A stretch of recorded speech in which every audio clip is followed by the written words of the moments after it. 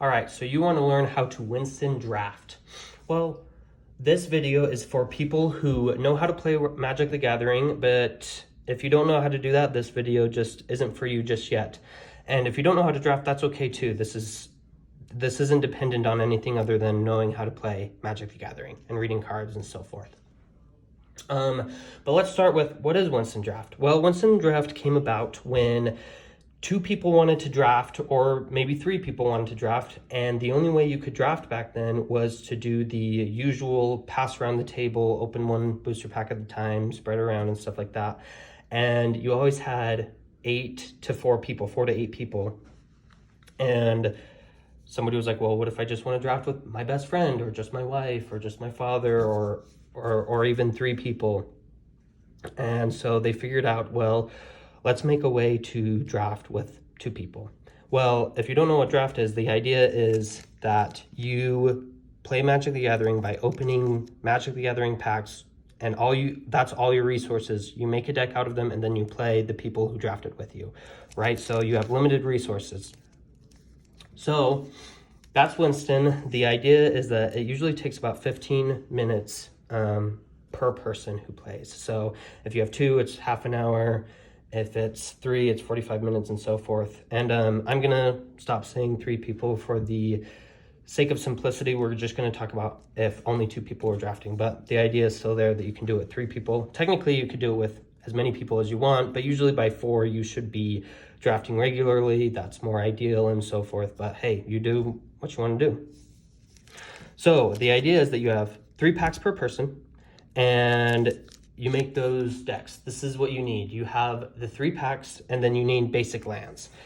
We won't worry too much about basic lands. Usually everybody has enough basic lands, but if you are just starting out, you have no idea, I would say that if you had 10 of each type of basic land, you could do 2 people playing Winston Draft.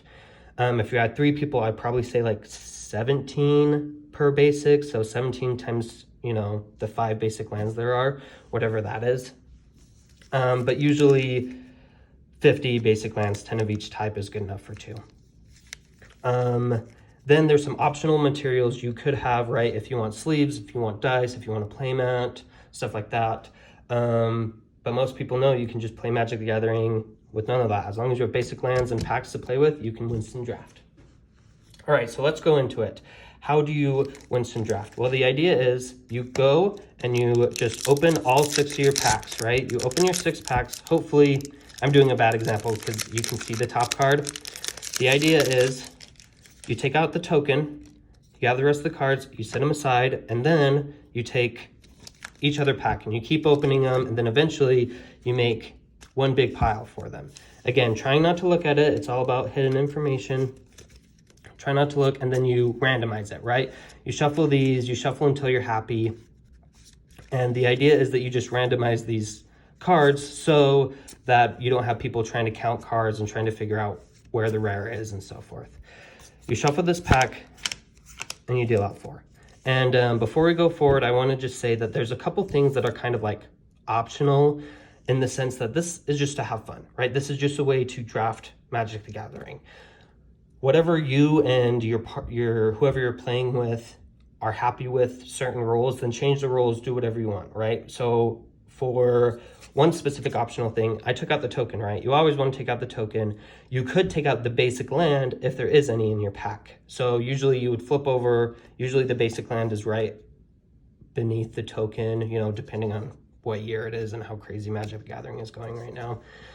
But anyway, long story short, you can try to take out the basic lands. I usually don't, because I love this idea of hidden information.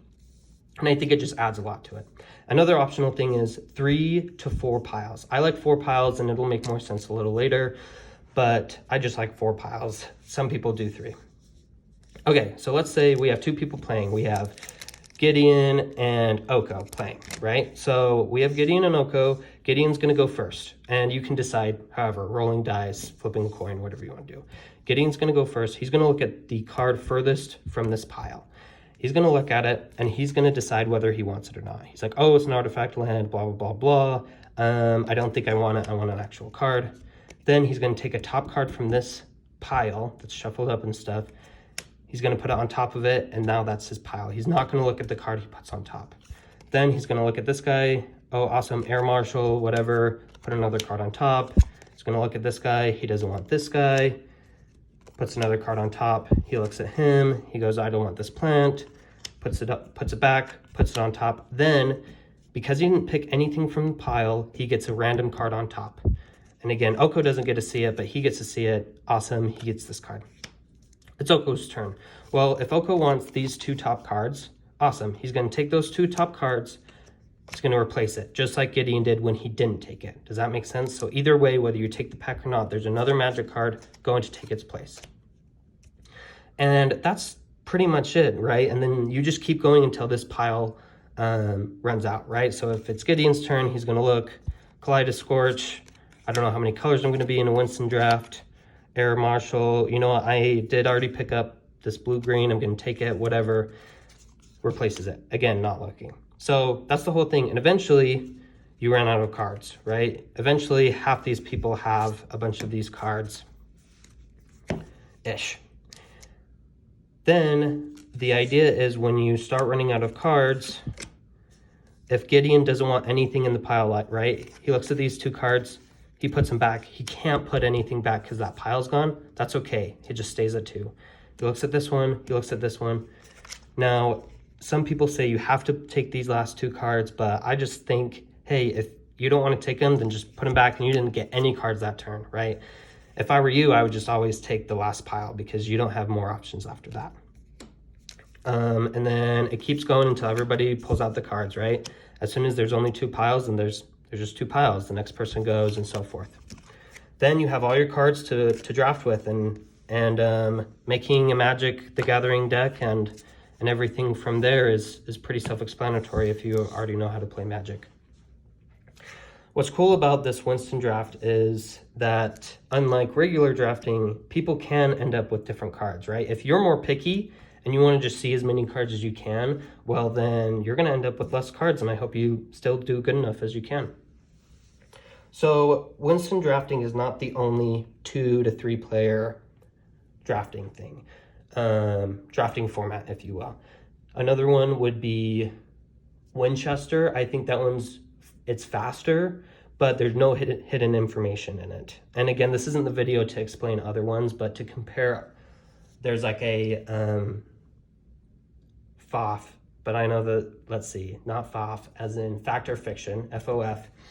You can draft doing the same thing, 1 big pile and do some more. But again, there's no more hidden information, and that's why I really like Winston Draft over all the other 2 to 3 player formats. The other one I've heard of is a 3x3 grid where somebody takes either a column or a row or whatever, and then it's the same idea, right? But then again, no hidden information. So that's why I really enjoy Winston Drafting, and now you know what materials you need, you know how to do it, and go out there and go have fun.